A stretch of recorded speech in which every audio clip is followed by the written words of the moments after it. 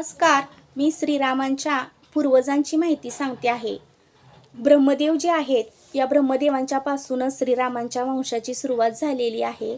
तर ऋषी मरीची हे ब्रह्मदेवांचे पुत्र आहेत. तर मरीची यांचे जे पुत्र आहेत ते ऋषी कश्यप आहेत, आणि ऋषी कश्यप यांचे जे पुत्र आहेत ते विवस्वान हे आहेत. त्यांनाच आपण सूर्यदेव म्हणून ओळखतो, आणि तेव्हापासूनच त्यांच्या कुळाला सूर्यवंशी असं नाव मिळालेलं आहे. तर ऋषी जे कश्यप यांचेच ते पुत्र आहेत विवस्वान हे. तर विवस्वान यांचे जे पुत्र आहेत बघा, ते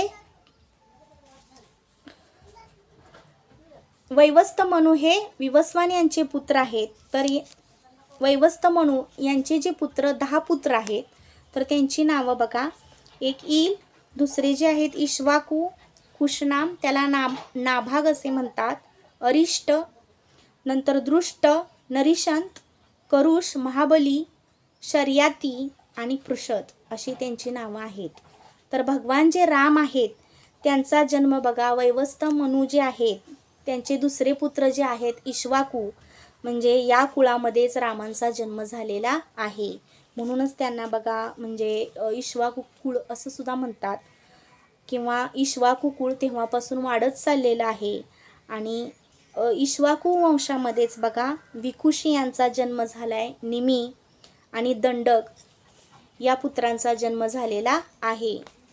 तर पुढे पुढे ही जी परंपरा आहे, हा वंश जो आहे म्हणजे असा वाढत चाललेला आहे. आणि त्याच्यामध्येच बघा हरिश्चंद्र, रोहित, वृष, बाहू आणि सगर या राजांचा जन्म झालेला आहे. आणि अयोध्येची जी स्थापना आहे ती इक्ष्वाकू कुळामध्ये म्हणजे इक्ष्वाकू या राजाच्या काळामध्ये झालेली आहे. आणि इक्ष्वाकू हा जो राजा होता तो कौशल देशाचा राजा होता. आणि म्हणजे याची जी राजधानी आहे ती साकेत ही होती, आणि म्हणजे त्यालाच अयोध्या असं म्हटलं जातं. इक्ष्वाकू यांचे जे पुत्र आहेत ते कुशी आहेत, आणि कुशी यांचे जे पुत्र आहेत ते विकुशी हे आहेत. आणि म्हणजे विकुशी यांचे जे पुत्र आहेत ते बाण आहेत. नंतर बाण यांचे जे पुत्र आहेत ते अनरण्य आहेत.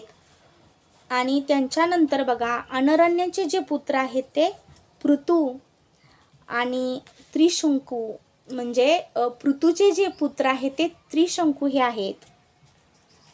त्यांनाच बघा म्हणजे सत्यव्रत असं सुद्धा म्हणतात बघा. आणि ह्या ऋषी जे विश्वामित्र आहेत त्यांनी त्यांना म्हणजे असं सहदेहासकट स्वर्गामध्ये पाठवलं होतं. आणि जे त्रिशंकू हे यांचे जे पुत्र आहेत ते धुंधमार यांचा जन्म झालेला आहे. आणि बघा या धुंधमार यांचे जे पुत्र आहेत ते युवनाश्व हे आहेत. आणि युवनाश्व यांचे जे पुत्र आहेत ते मांदांता हे आहेत. आणि मांदांतांचे जे पुत्र आहेत ते म्हणजे सुसंधी. आणि या सुसंधी जे राजा आहेत त्याची सुद्धा 2 पुत्र आहेत बघा. आणि त्यांची नावं बघा म्हणजे ध्रुवसंधी आणि प्रसेनजित हे आहे. तर ध्रुवसंधी जे आहे त्यांचे जे पुत्र आहेत ते भरत, आणि म्हणजे यांचे जे पुत्र आहेत भरत या राजाचे त्याचं नाव असित आहे. आणि असितचे जे पुत्र आहेत ते राजा सगर.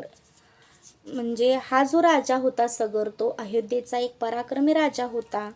आणि जो सगर राजा आहे त्याचे जे पुत्र आहेत ते असमंज हे आहेत. धन्यवाद.